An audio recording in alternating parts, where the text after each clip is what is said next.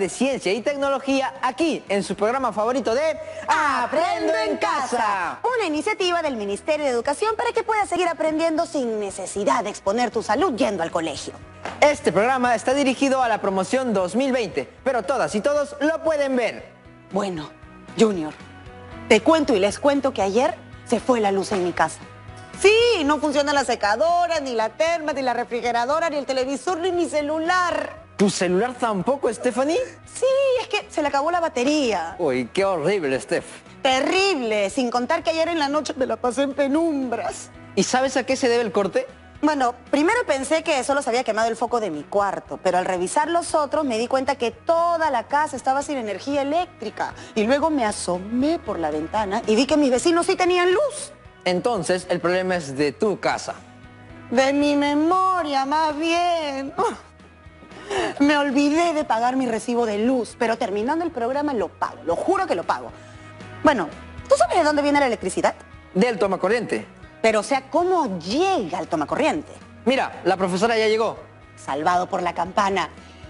Hola, profesora, buenos días. Bienvenida, profesora. Hola, ¿cómo están? Muy bien, felizmente, profesora. Me alegro. Espero que ustedes también se encuentren con salud y con muchas ganas de aprender sobre ciencia y tecnología. Profesora, ¿de dónde viene la electricidad que llega a nuestra casa? Qué bueno que quieras saberlo.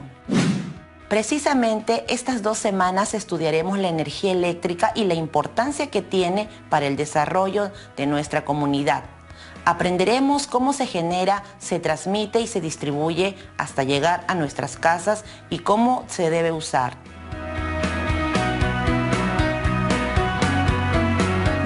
¡Qué bien! Justo hablábamos con Stephanie de lo importante que es la energía eléctrica. ¿Te imaginas cómo sería tu vida si no contaras con energía eléctrica? Para empezar, no podríamos vernos. Es que ningún aparato eléctrico funcionaría, ni celulares, ni computadoras, ni televisores, ni radios.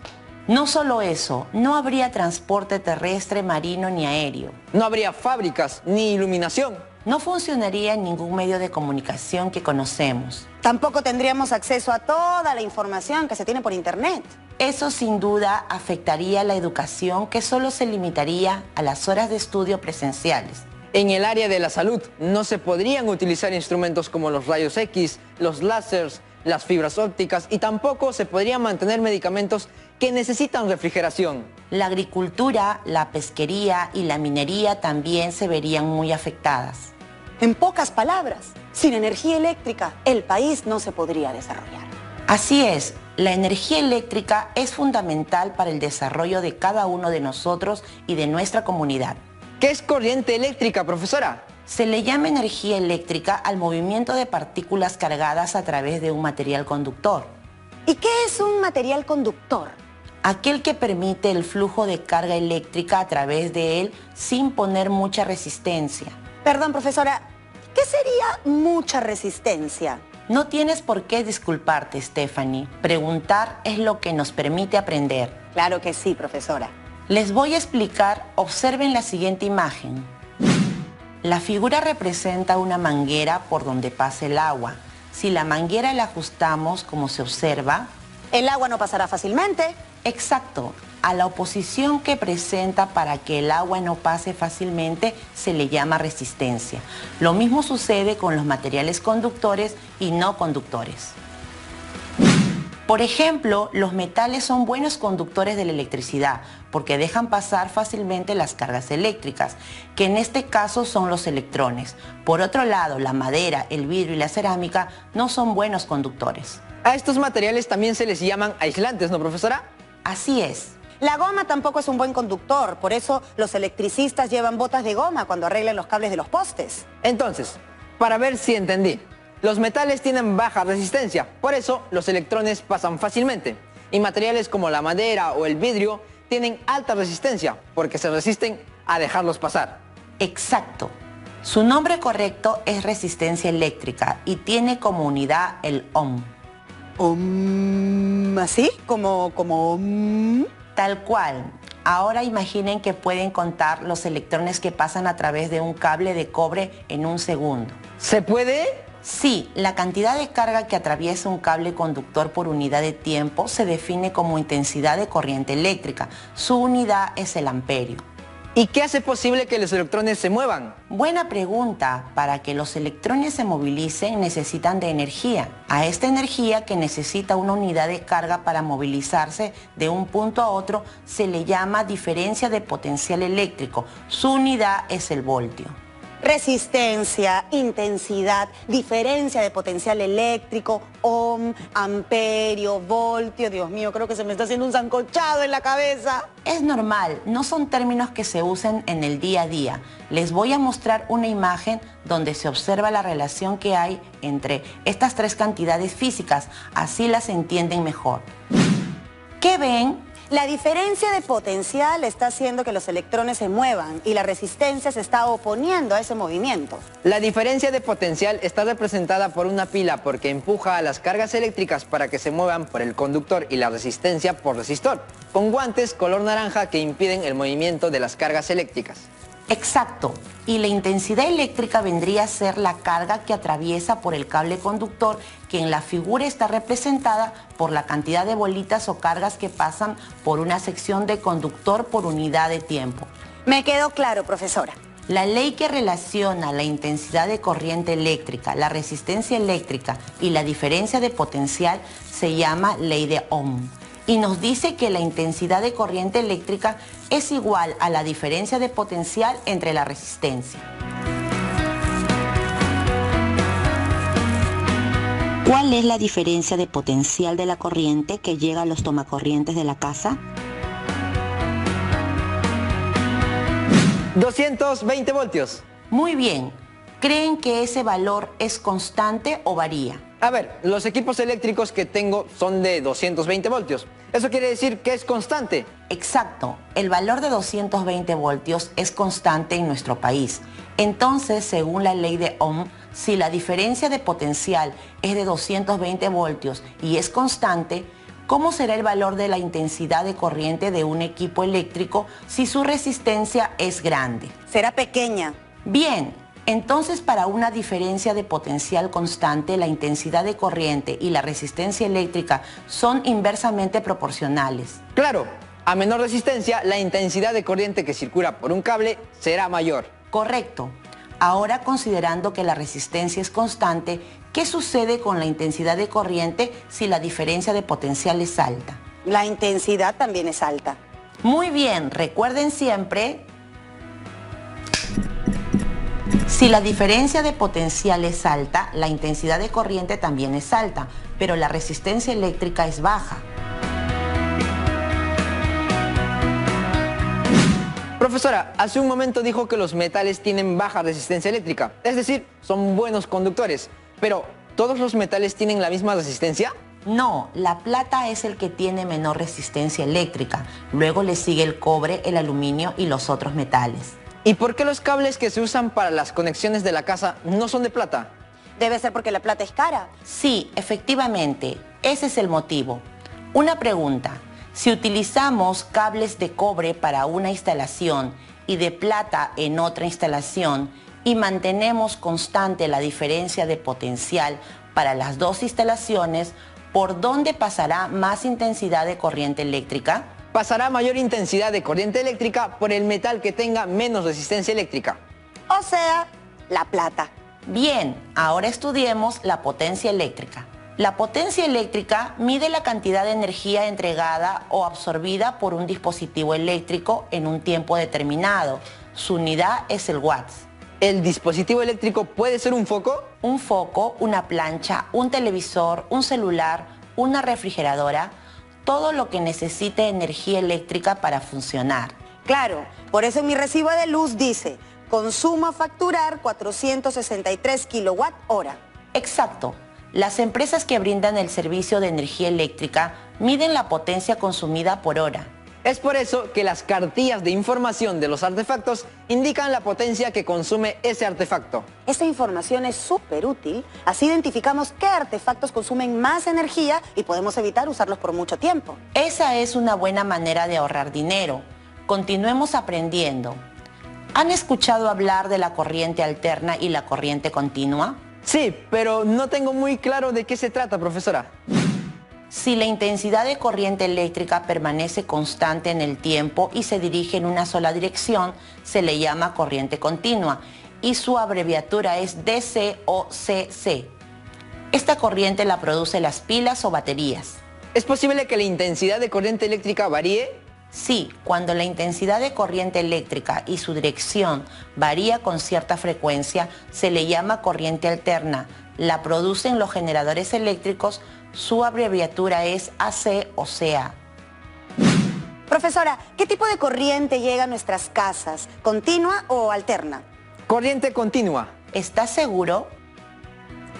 No, llega corriente alterna. Cuando usamos las pilas y baterías es que se produce corriente continua. Exacto.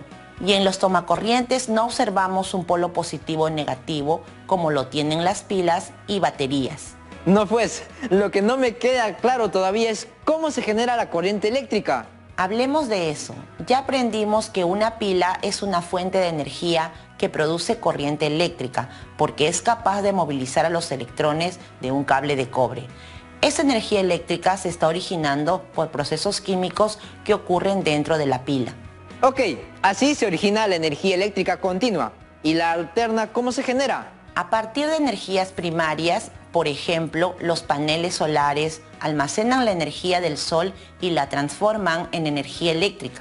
Quiere decir que la energía se transforma. Lo dijo Antoine Lavoisier hace mucho tiempo. La energía no se crea ni se destruye, solo se transforma.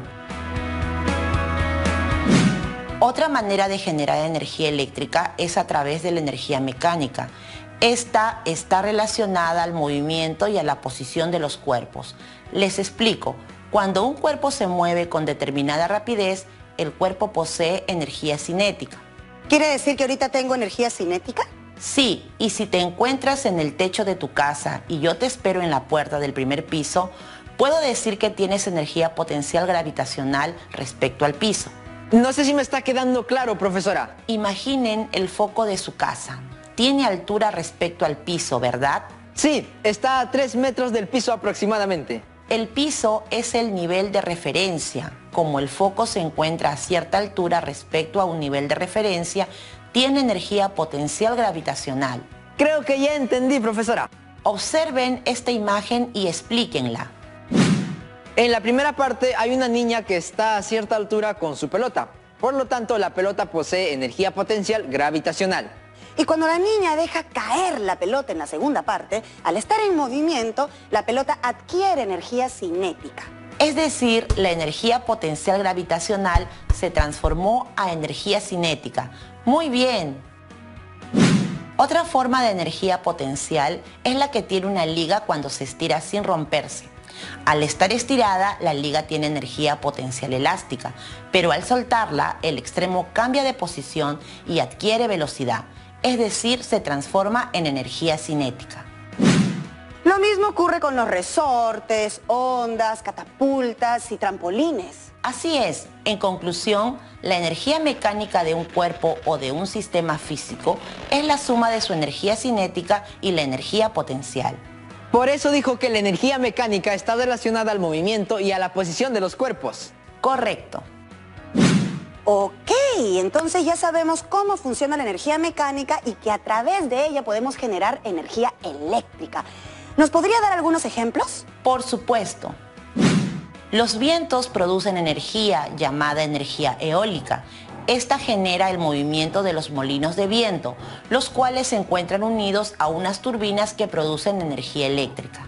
O sea, la energía eólica se transforma en energía mecánica al mover los molinos y luego a energía eléctrica. Lo mismo ocurre con las mareas. Ellas producen energía llamada energía mareomotriz. Esta energía también es aprovechada por turbinas, las cuales a su vez mueven un alternador que genera energía eléctrica. Este alternador se conecta a una central en tierra que luego distribuye la energía eléctrica. La naturaleza es increíble, Stephanie. Hasta nos da lo que necesitamos para tener energía eléctrica. Así es, la naturaleza tiene muchas fuentes inagotables de recursos que producen diferentes energías. La energía solar, eólica, mareomotriz, hidráulica, geotérmica, biomasa, entre otras.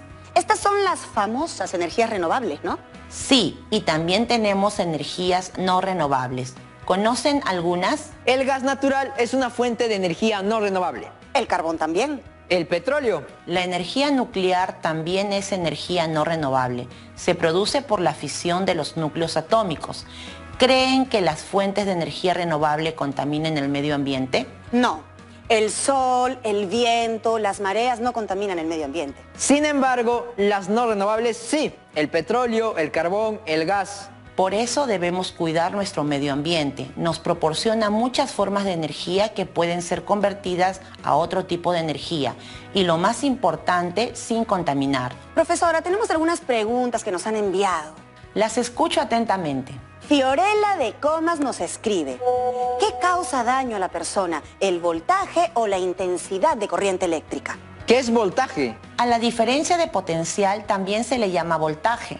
¿Verdad que su unidad es el voltio? Fiorella, si por nuestro cuerpo circula una pequeña cantidad de intensidad de corriente eléctrica entre 800 a 5000 miliamperios, podemos tener una fibrilación ventricular, un paro cardíaco y morir.